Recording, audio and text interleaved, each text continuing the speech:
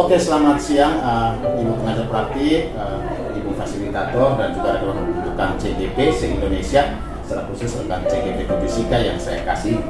Hari ini saya akan melaksanakan kegiatan supervisi akademik dalam hal ini dengan paradigma coaching, yang mana kita akan melewati 3 tahap. Tahap pertama adalah kegiatan pra-observasi dengan rekan sejawat. Berarti kami akan melalui kegiatan observasi di kelas. Lalu selesai observasi, kami akan masuk pada tingkatan kegiatan pasca observasi terkait dengan segala proses pembelajaran yang sudah dilewati selama kegiatan observasi yang dihadapkan dengan area-area pengembangan apa saja sebelum kami melakukan observasi. Jadi ini sudah hadir Ibu Cici, rekan saya dari SMP Katolik Frater Momere, Ibu yang cantik, ramah, senyum, ya. Hari ini bagaimana Ibu Cici? Sehat ya? Sehat. Sehat ya, Ibu Cici sehat. Dan kami sudah melakukan semacam perjanjian waktu terlebih dahulu terkait dengan proses supervisi akademik yang menjadi bagian dari salah satu aksi nyata yang nanti kami akan lakukan secara berkelanjutan.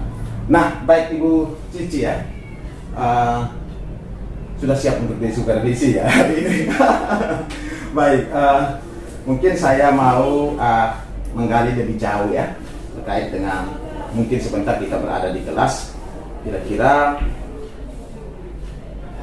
sebentar kita supervisinya di kelas berapa? Di kelas 7H. Di kelas 7H ya. Kelas 7H. Oke. Ya. Kelas 7H. Waktu kegiatan kita jam ke-78 ya. Jam ke-78. Mata pelajaran PKN atau IPS ya.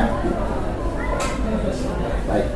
Ibu Cici, untuk mata pelajaran IPS hari ini yang mau kita bawakan kepada anak-anak kita, kira-kira tujuan pembelajaran yang mau dicapai hari ini apa saja Ibu Cici?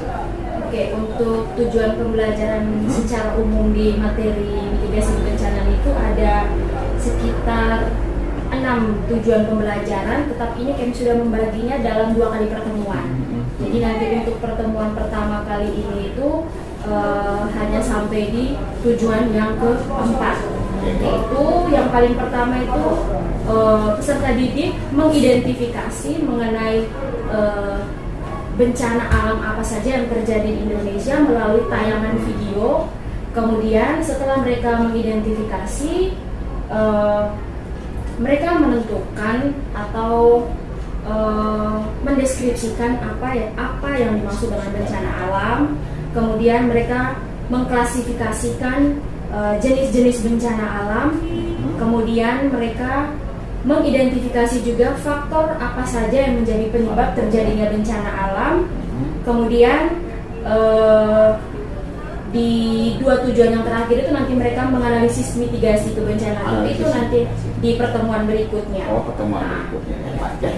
Kurang lebih ada 4 ya yang saya dapatkan tujuan pembelajaran terkait dengan mitigasi bencana. Yang pertama, bahwa ini pertemuan karena materinya sangat luas ya Ibu ya, luar biasa sekali. Ibu sudah bisa melihat daripada keluasan materi pertimbangan dengan kebutuhan pelajar di kelas untuk 2 jam pelajaran terakhir ini ya. Baik, tujuan yang pertama kalau tidak salah saya sudah catat di sini ada mengidentifikasi bencana alam melalui tayangan video nanti ya. Lalu nanti di sini juga mereka bisa mendeskripsikan terkait dengan mitigasi bencana alam yang mereka simak. Kemudian di sini mereka bisa mengklasifikasikan juga jenis-jenis mitigasi ya, dan juga identifikasi terhadap faktor-faktor ya, faktor-faktor penyebab ya. Oke, luar biasa sekali Ibu. Baik Ibu Cici, terkait dengan area pengembangan hari ini yang hendak kita capai ya. Jadi kira-kira apa yang mau Ibu capai dalam supervisi kita ini? Oke. Jadi yang paling pertama itu kita harus menyiapkan materi pembelajaran dulu. Kemudian yang mau dikembangkan juga itu ada model pembelajarannya. Kemudian setelah model ya? Ya, model pembelajaran. Kemudian model pembelajaran yang kami gunakan di sini adalah discovery learning. Discovery learning ya. Oke, baik. Kemudian metodenya juga kami menggunakan metode diskusi. Kemudian Diskusi sebentar ya. kemudian nanti ada penggunaan media pembelajaran yang lebih efektif dan sesuai dengan kebutuhan belajar di dalam kelas ya. Dari penggunaan media ini, kalau di bahasanya kami CGP sudah sering sebut namanya diferensiasi konten gitu ya. Konten penggunaan media ya, bagus sekali, luar biasa nih Ibu. Belum CGP tapi sudah bisa mencoba untuk melakukan media yang sesuai dengan kebutuhan murid di kelas dengan materi yang mau kita bawa. Ini dahsyat sekali bagi saya ya. Baik, kalau untuk area pengembangan hanya itu saja atau mungkin hanya itu saja ya. Dari terkait dengan area pengembangan yang mau kita lihat gali bersama ya Ibu. Ini saya juga belajar dari Ibu, ada hal-hal positif juga yang nanti kita akan lihat dalam proses observasi nanti. Baik Ibu Cici ya, terkait dengan tujuan dan area pengembangan yang sudah saya dapatkan ini, RPP sudah disiapkan ya? Sudah. RPP sudah disiapkan, materinya juga sudah ya? Materinya juga sudah. Materi sudah, LKPD-nya juga ada ya? Ada ya LKPD. Jadi ada strategi yang perlu diperhatikan oleh Ibu Cici lagi selain menyiapkan materi, menyiapkan perangkat, menyiapkan LKPD, apalagi mungkin. Jadi strategi yang disiapkan itu selain materi, kemudian selain media pembelajaran juga, kemarin juga kita sudah mengikuti pelatihan pembelajaran berdiferensiasi. Wow. Ya, kemudian menyusun perangkat pembelajaran yang berdiferensiasi. Kemudian kami juga sudah menyiapkan model pembelajaran yang sesuai dengan kebutuhan belajar siswa, yaitu model pembelajaran yang kami gunakan sebenarnya adalah discovery learning. Kemudian metode pembelajaran yang efektif yaitu kami pakai metode diskusi, serta penggunaan media pembelajaran yang sesuai dengan materi. Luar biasa ya, jadi ternyata saya baru teringat nih, Ibu Cici mengingatkan saya kembali bahwa memang beberapa hari lalu kami sempat dari CGP 7 Sika, dari SMP Prater, kami membuat pelatihan atau semacam saling berbagi ya terkait dengan pembelajaran diferensiasi, dan hasil daripada pelatihan ini kemudian menjadi salah satu strategi sebenarnya yang membantu Ibu Cici dalam proses penyusunan RPP dan menyiapkan RPP. Baik, Ibu Cici, mungkin pesan saya saja sebagai catatan khusus saya, mungkin sebentar ketika kita di kelas, Ibu Cici tidak usah gugup dengan saya ini juga sama-sama belajar Ibu Cici ya, dan itu bisa gugup, santai saja seperti biasa di kelas. Lalu yang perlu diperhatikan adalah bagaimana kita mampu mengelola kelas sampai dengan pada capaian tujuan dan area pengembangan yang sudah kita sepakati ini ya. Itu yang nanti menjadi perhatian khusus saya sebagai supervisor hari ini. Sehingga harapan saya Ibu semaksimal mungkin bisa membawa anak-anak kita kurang lebih untuk belajar hari ini ya. Baik, itu saja. Terima kasih ya Ibu Cici. Kita langsung ke kelas ya, karena ini sudah jam 6.78, kita harus masuk sudah di jam itu ya. Oke, terima kasih. Saya Carlos Tormala. Kita lanjutkan dengan kegiatan observasi kelas di kelas 7H di mata pelajaran IPS. Nama Bapa dan Putra dan Roh Kudus. Amin. Rasa surga dan sukacitalah, haleluya, sebab Ia dan Roh Kudus. Amin. Siapkan salam. Selamat pagi Ibu dan selamat pagi. Oke, selamat siang kita semua. Saya Pak Carlos Tormala, hari ini diundang oleh Ibu Cici untuk belajar bersama adik-adik di kelas 7H ya. Terima kasih, silakan dulu.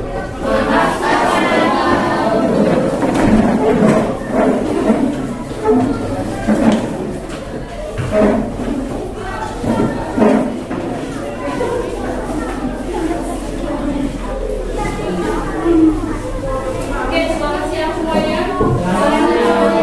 Jadi tadi kita sudah sama-sama berdoa.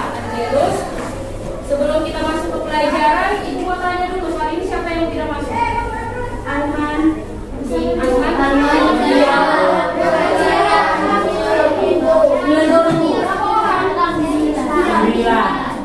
Sembilan orang yang tidak masuk.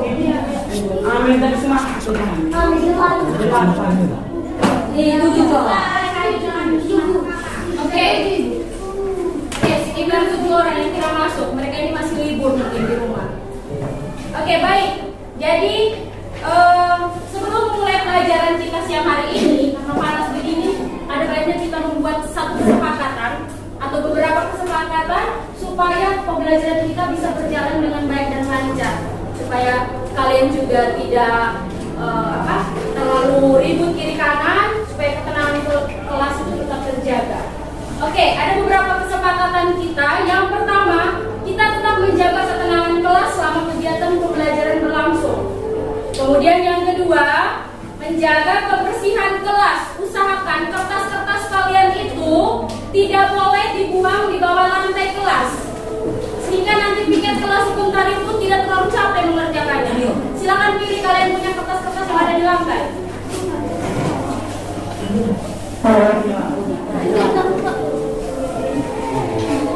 Kemudian selain itu kita juga diharapkan lebih berpartisipasi aktif dalam kegiatan pembelajaran di siang hari ini. Mungkin ada yang mau menambahkan lagi beberapa kesepakatan selain yang Ibu berikan beberapa tadi? Tidak ada. Pertemuan kita kali ini kita sudah masuk ke materi bab 4, yaitu tentang mitigasi kebencanaan.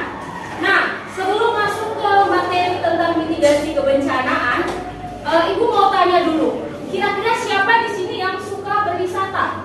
Entah mungkin ke pantai, ke pegunungan, ke puncak mungkin, atau mungkin mendaki gunung. Ada yang punya hobi seperti itu? Ada. Gilang sukanya apa? Pergi ke pantai. Oke, siapa lagi? Junior, sukanya kemana? Ke pantai. Ada lagi? Apakah hanya Gilang dan Junior saja yang suka? Oke, Rodri suka kemana? Pergi ke pantai. Oke, jadi ternyata kelas 7H ini lebih banyak yang menyukai berpiknik atau berwisata ke pantai. Nah, jadi untuk materi kita kali ini itu ada kaitannya dengan hobi yang kalian geluti, misalnya yang suka berwisata ke pantai atau yang melakukan camping di pegunungan atau mungkin mendaki gunung. Nah, itu akan ada kaitannya dengan materi kita kali ini tentang mitigasi kebencanaan. Oke, sebelum masuk ke materi, kira-kira adik-adik ini sering atau mungkin pernah melihat terjadinya bencana alam? Sering? Lihat di mana? Di media sosial misalnya. Oke, lihat berita tentang terjadinya bencana alam di televisi atau mungkin baca koran. Atau ada yang mungkin pernah mengalami secara langsung terjadinya bencana alam. Pernah? Siapa? Oh ya, pernah. Oke, Amel, contohnya Amel pernah mengalami bencana alam apa? Gempa, misalnya gempa yang terjadi waktu tahun berapa kemarin? 2021 yang terjadi di Kota Maumere pada bulan Desember. Ya, 2021 kan? Ya. Selain bencana alam gempa, apa lagi yang pernah kalian alami? Longsor. Caca pernah mengalami longsor? Tidak. Mungkin Caca pernah melihatnya di televisi, di berita. Oke, kira-kira ini Ibu berikan contoh. Misalnya kalau adik-adik kelas 7H ini mengalami suatu bencana alam, misalnya terjadi banjir. Kira-kira apa yang kalian lakukan ketika terjadi bencana? Bencana alam banjir khususnya. Yang paling pertama yang adik-adik lakukan, menyelamatkan diri itu penting. Ya, menyelamatkan diri dengan cara menghindari atau mungkin bisa juga dengan mengungsi. Kemudian, ya bisa mengungsi ke tempat yang lebih aman. Kemudian kalau misalnya di sekitar tempat tinggal adik-adik, kalau misalnya terjadi bencana banjir tadi, misalnya ada orang tua yang misalnya sudah tidak bisa jalan atau mungkin kakinya itu asam urat, apa yang kalian lakukan? Menolong. Dengan cara menggendong, apakah bilang bisa menggendong? Kalau anak kecil mungkin bisa, tapi kalau sudah orang tua mungkin butuh beberapa bantuan orang dewasa untuk bisa menyelamatkan orang tersebut. itu adalah beberapa hal-hal penting yang berkaitan dengan materi kita yang akan dibahas hari ini. Jadi, Ibu mau sampaikan untuk tujuan pembelajaran kita di materi mitigasi bencana alam atau mitigasi kebencanaan, ada tujuan yang harus kita capai, itu ada 7. Nah, untuk pertemuan kita kali ini, kita hanya bisa mencapai beberapa tujuan saja. Nanti yang sisanya akan kita lanjutkan di pertemuan berikutnya. Bisa paham? Bisa. Ada yang sudah ngantuk? Tidak. Siang-siang begini. Oke. Jadi nanti pada materi ini Ibu akan memberikan tayangan berupa video. Kalian mengamati apa yang terdapat dalam video itu. Nanti sebentar ada beberapa tugas yang harus kalian kerjakan setelah mengamati atau menonton video yang Ibu tayangkan di depan.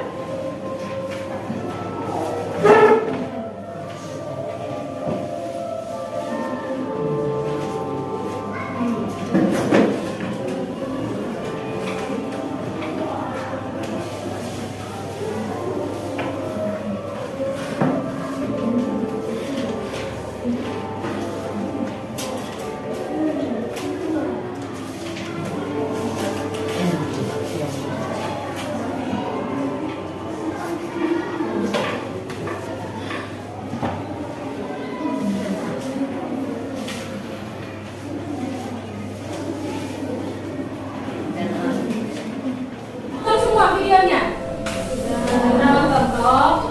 hilang yang tidur. Oke, jadi tadi meskipun suaranya tidak ada, tapi setidaknya kalian sudah melihat bagaimana tayangan yang ada di depan, yaitu video tentang apa? Bencana alam.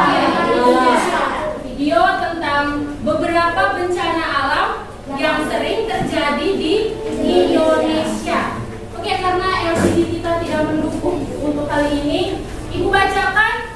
Jadi nanti setelah ini, dari video yang kalian amati, silakan ambil buku tugas kalian atau buku latihan, tulis beberapa pertanyaan yang akan kalian jawab. Nanti setelah ditulis pertanyaannya, silakan kalian menjawabnya, mengerjakannya. Lalu nanti setelah itu kalian sama-sama berdiskusi dengan teman di kelompok. Nanti akan Ibu bagikan kelompok karena untuk mempersingkat waktu, jadi kelompoknya itu perderetan saja. Jadi nanti ada kelompok 1, kelompok 2, kelompok 3 dan kelompok 4. Nanti Gilang pindah ke sini ya. Gilang kelompok di sini sama Ronald mereka. Jadi nanti kelompok 1 Ibu beri nama kelompok gempa bumi, kelompok 2 kelompok tsunami, kelompok 3 tentang kelompok letusan gunung api, kelompok 4 kelompok banjir bandang. Sudah ingat masing-masing nama kelompok? Oke, Gilang langsung pindahkan kursinya ke sebelah sini.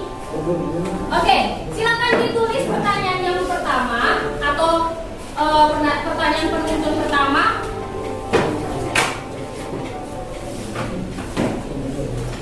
Peserta didik mengamati dan mengidentifikasi video yang ditayangkan dan kita sudah lakukan bersama.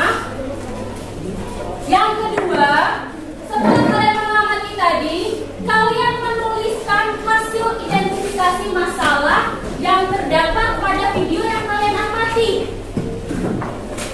Silakan ditulis. Tulis dulu pertanyaannya. Menuliskan hasil identifikasi masalah pada video yang diamati. Menuliskan hasil identifikasi masalah pada video yang diamati.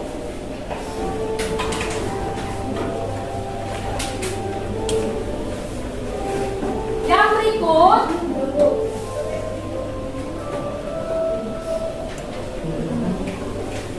sudah? Belum. Ayo lebih cepat lagi. Identifikasi hasil dari video yang kalian amati. Masalah apa yang kalian temukan dalam video tadi? Kemudian yang berikut, setelah kalian menuliskan identifikasi mitigasi masalahnya, kalian dari tayangan video tersebut kalian mendeskripsikan apa itu bencana alam.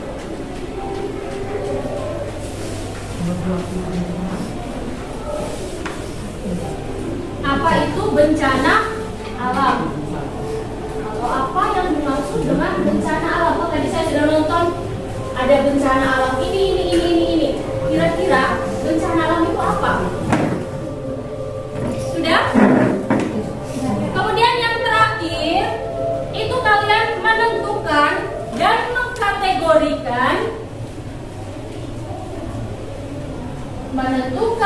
mengkategorikan di kelompok sini harus ada yang tulis, tidak boleh tidak ada yang tulis. Menentukan dan mengkategorikan jenis bencana alam berdasarkan video yang diamati. Jenis-jenis bencana alam berdasarkan video yang kalian amati.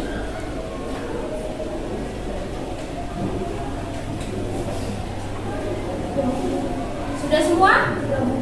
Kelompok 1 sudah ditulis? Sudah? Kelompok 2? Masing-masing tulis ya, nanti sebentar ditulis di bukunya masing-masing. Tidak boleh mengharapkan teman lain. Gilang, engkau dari tadi tulis tidak? Ngantuk terus. Sebentar silakan salin dari temanmu. Ya? Disalin lalu nanti ditulis di bukumu. Oke, sudah tulis semua? Oke, sekarang ibu kasih kalian waktu 5 menit atau tidak usah sampai 5 menit, 3 menit untuk kalian menjawab pertanyaan yang sudah ibu berikan tadi. Setelah kalian menjawab secara mandiri, lalu nanti sebentar kalian bersama kelompok mendiskusikan. Oh, tadi saya tuh dapat bahwa di dalam video itu masalahnya ini. Kira-kira bagaimana menurut teman sebelah? Atau kira-kira apa yang kau peroleh dari video tadi? Silakan 3 menit, silakan kalian dijawab masalahnya apa, dituliskan, lalu kalian mengkategorikannya apa. Nanti sebentar bersama teman kelompok mendiskusikan. Nanti kita akan diskusi kelompoknya di luar kelas, tetapi secara teratur. Tidak ada yang berdiskusi, ada yang pergi belanja di kantin, ada yang pergi ke toilet, itu tidak. Kita sudah membuat kesepakatan tadi, artinya kita harus menjalaninya dengan penuh tanggung jawab. Oke, silakan.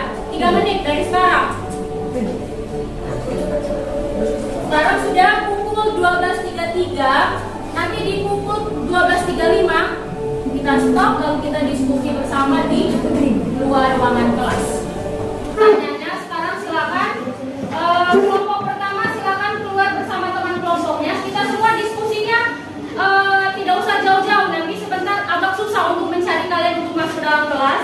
Jadi kita semua nanti di depan podium utama di sini. Nanti duduk sesuai dengan kelompok. Silakan kelompok 1 silakan keluar. Cari tempat yang nyaman, tetap duduk di depan podium utama. Ayo lebih cepat. Silakan.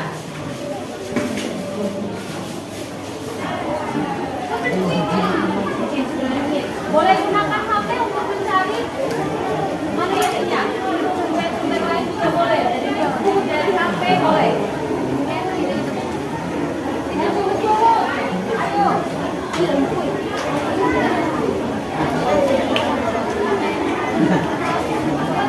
Kita langsung ke sini saja ya. Karena mengingat kelas kita juga sangat panas. Baik, terima kasih ya Ibu Cici. Kita sudah banyak berbincang-bincang tentang kegiatan kita, mulai dari persiapan di pra-observasi sampai dengan observasi, dan sekarang kita sudah masuk pada tahapan akhir, yaitu pasca observasi. Nanti pasca observasi ini menjadi titik lanjutan kita untuk mengembangkan diri kita ke depannya. Sehingga nanti sebenarnya masih ada satu formulir, yaitu tentang lembaran rencana pengembangan diri ke depan. Ini yang nanti saya pindahkan atau saya akan sampaikan pada saat kegiatan nanti bersama dengan kita punya pengajar praktik, karena kegiatan harus bersama dengan mereka. Nanti saya akan wawancara ibu lagi untuk kegiatan rencana pengembangan diri dan juga termasuk mungkin percakapan pasca observasi ini. Sehingga itu saja waktu dan kesempatan yang bisa kita saling berbagi. Mungkin saya ingin di akhir mendengarkan apa pesan pembelajaran bermakna Ibu sepanjang hari ini di supervisi, mulai dari observasi, kegiatan observasi sampai dengan wawancara pasca observasi. Mungkin nyaman atau tidak nyaman, atau takut, cemas, atau apa sampai dengan saat ini kita berbicara. Silakan Ibu. Oke, jadi mungkin kesannya itu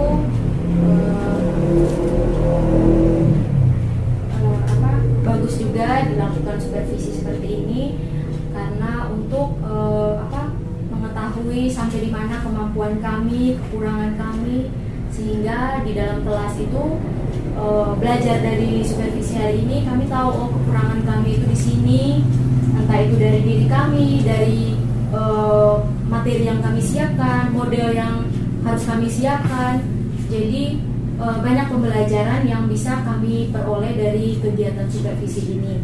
Kemudian dari pelatihan kemarin yang kami ikuti, mungkin ada hal-hal baru yang selama ini kami tidak tahu. Misalnya dari penyusunan NPP harus berdiferensiasinya itu seperti ini. Iya, ada harus ditambahkan KSE-nya atau hal-hal baru lainnya itu jadi sangat berguna untuk kami, untuk kedepannya itu kami jadi semakin lebih matang, ya, kita semakin lebih menjadi seorang pemimpin ya, yang lebih, efektif di dalam kelas ya.